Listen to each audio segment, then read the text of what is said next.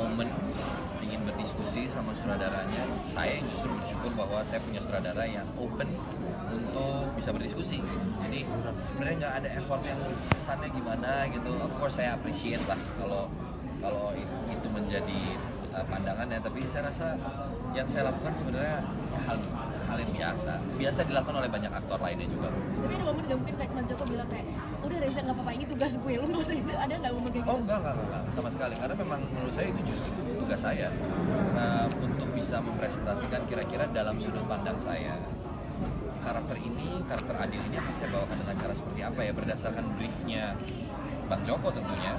Saya menawarkan oke, Bang, ini saya udah tahu garis besarnya seperti apa, backgroundnya kayak gimana, kayaknya untuk add some points gitu ya ke karakter ini, boleh nggak saya begini. Ya ketika itu semua di approve Bang Joko, udah tugas saya selesai untuk sampai tahapan itu dan saya bisa langsung mulai syuting, gitu aja. Jadi terakhir main horor tahun berapa Mas? Oh my god, 2007 ada? I think ya 2007-2008 ya. Berarti baru comeback lagi sekarang, mungkin karena salah satunya Joko Anwar juga ya Mas? Iyalah, ya kan saya pernah. Jadi saya tuh justru tahunya tuh dari teman-teman manajer saya tuh menyampaikan ada video artikel dari teman-teman wartawan, di mana ternyata waktu itu ada yang menanya kepada saya, kenapa kok Reza di tengah tren film horor ini tahun-tahun yang lalu ya, kok nggak ikut main film horor gitu. Saya tuh menjawab secara spontan, well kalau saya udah melihat film-film horor seperti Pengabdi Setan, saya rasa itu jadi benchmark horor Indonesia gitu ya. Itu kan elevate banget loh. Jadi if it's not Joko, saya nggak ngerti. Saya berani mau main sama siapa gitu ya. Saya juga belum kepikiran gitu. Tapi if it's Joko and if I like the script, ya udah pasti saya mau gitu. Dan ternyata kesempatan itu datang. Saya pertama kali Bang Joko WhatsApp saya ngomongin, aku ada karakter menarik buat kamu nih. Nah apa gitu, begini, dikirim skenario-nya, singkat cerita saya bilang, oh, this is a very very good story and character. Ya udahlah. Sampai horor soal Reza Rahadian berarti ya? Iya bisa dibilang begitu. Ya. Tapi kalau Reza sendiri yang menjadi main karakter juga di sini, ada nggak effort yang mungkin Reza tadi mungkin sampai ke tempat ya, kalau kamu ada nggak effort yang kayak Lebih gila lagi nih. Nah itu yang mungkin gila yang boleh di-sharing apa? Mungkin ada perubahan fisik She's juga yang amazing. Nggak sih, ini sebenarnya lebih ke perang batin aku sendiri. Jadi jujur aku tuh pas awal-awal untuk main di film ini dan kapannya gitu, aku tuh kayak am I capable gitu, sampai seperti itu. Karena ini tuh kan aku sebenarnya udah lama juga baru balik lagi ke film, dan begitu main film panjang yang didirect oleh seorang Joko Anwar dengan karakter yang super kompleks banget, kayak ini mulai dari mana ya, seperti itu. Karena aku kan sempat vakum agak lama ya, ada sekitar 3 tahunan karena waktu itu untuk nikah, punya anak, dan akhirnya ya kalau dibilang memang tidak ada di ikut andil di dalam perfilman selama 3 tahun itu, ya memang iya. Jadi begitu aku balik dengan langsung dang main di filmnya Joko Anwar, aku kayak ada kayak down sedikit, aku bisa nggak ya main kayak gini. Tapi dia keren. Thank you. Tapi aku dapat support yang sangat besar dari Jokonya sendiri yang bilang, Kak, kalau bukan kamu ini nggak ada lagi yang mainin. Jadi aku kayak nggak bisa, berarti gue harus memberikan yang terbaik ini demi gue dan demi Abang Joko dan demi orang-orang yang udah benar-benar ngedukung seorang Farah untuk main di film ini. Ada kagok-kagok gitu nggak setelah udah lama vakum terus main lagi di film yang gede juga? Nah itu dia, cuma ya balik lagi karena banyak banget dukungan yang datang dari abang sendiri, dari pemain-pemain lain, dari support system yang di rumah, suami juga nggak just do it, just go for it gitu. Kayak oke, gue harus lewatin ini semua gitu sih. Jadi ya emang ya udah, ya alhamdulillah sih akhirnya bisa sedikit-sedikit. Dan juga abang itu adalah kayak director yang sangat mengayomi banget pemain-pemainnya sih. Jadi apapun yang kita tanyakan, apapun yang kita ragukan, dia pasti bisa jawab dengan pemikirannya dia. Jadi kayak oh jadi gini ya Pak gitu. Jadi diskusi yang menarik banget sebenarnya sama Joko Anwar dalam sebuah film dan sebuah proyek bareng sama dia itu. Jadi ya nggak ada yang diragukan lagi deh. Tantangan terbesar saat main itu kira-kira apa? Tantangan terbesarnya apa mungkin? Sorry? Tantangan terbesar yang saat tantangannya kami ini kan bermain bersama para legenda sinema Indonesia ya. Itu berat jujur aja gitu, apalagi Om Slamet dengan rekam jejaknya, Bu Christine apalagi gitu, Bu Nini gitu, Mas Egi dan lain-lain.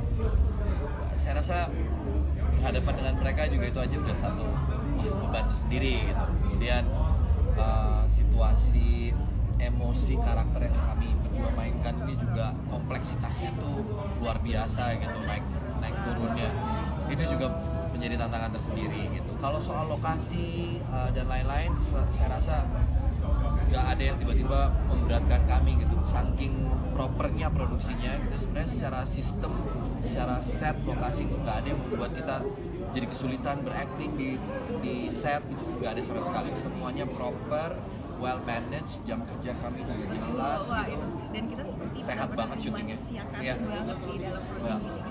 Tapi mungkin ada tambahan sih, kalau aku dari segi ceritanya sendiri itu tuh once nanti kalian nonton pasti kalian akan mengiyakan sebenarnya apakah Ya. Apakah tantangannya? Oh, itu maksudnya. Oh, itu. Tapi dari segi ceritanya ya, karena memang benar-benar tuh jadi question bagi diri aku sendiri sih.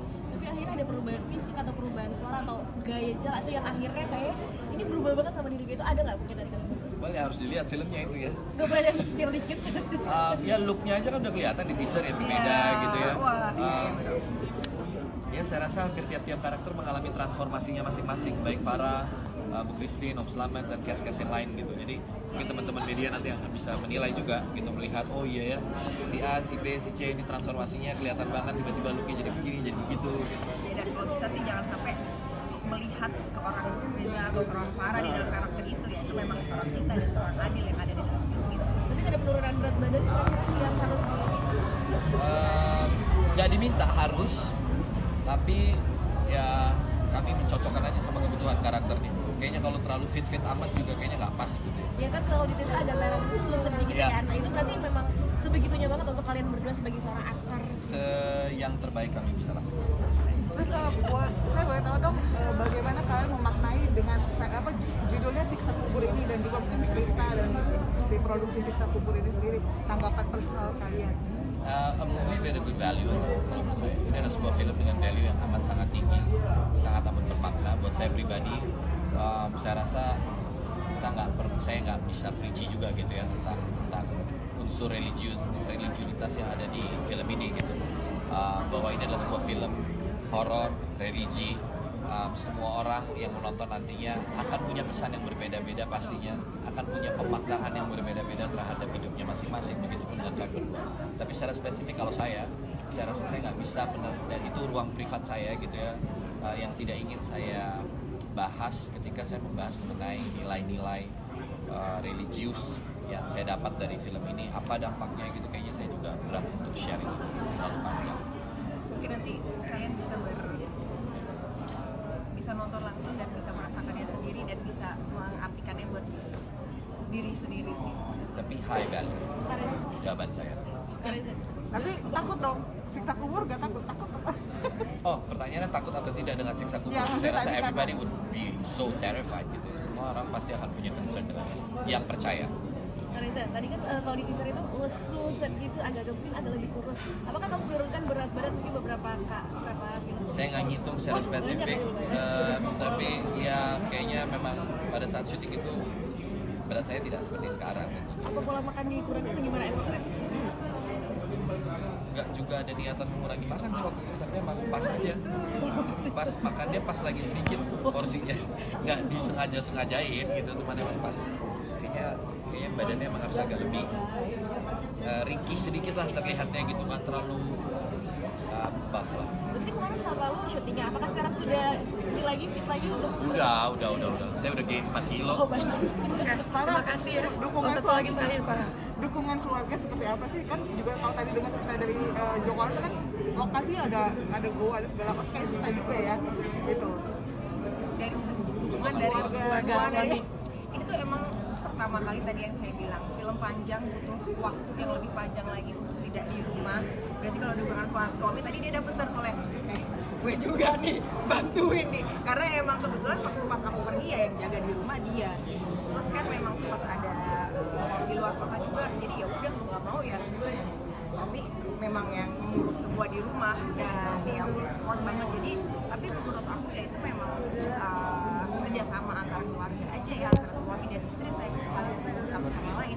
Dia bekerja, saya yang jaga rumah, saya bekerja kerja, ada yang jaga rumah, karena memang kan tanggung jawab berdua, bukan saya aja atau dia aja gitu. Jadi kita saling komunikasi untuk melakukan yang terbaik buat keluarga